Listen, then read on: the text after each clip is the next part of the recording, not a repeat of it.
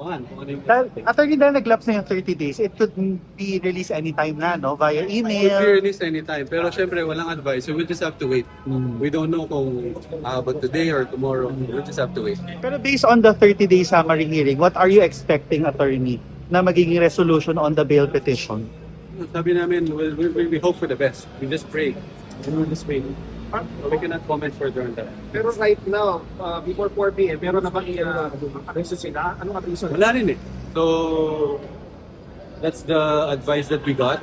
So, there's no advice. So, wala din kaming inaasahan na mare-release today.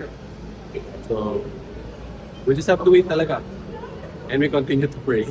Parang sinabi sa court nung nakaraan na dapat 30 days, so dapat apakan na yung May 6. Pwede po ba bukas yun or sa ibang araw? Well, it's the court's discretion. So, we cannot, we cannot question that. So, again, hintay lang. Pero si Senator Bong po, ano pong nakausap niyo na po ba siya? No. Anong... Haven't talked. So, we just concentrated on the hearings today.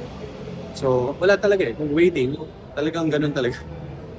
Alright? Sir, kanina dun sa hearing, wala naman nabanggit si Ms. Hadi na talagang may mga direct knowledge siya na may kinalaman si Senator Bong.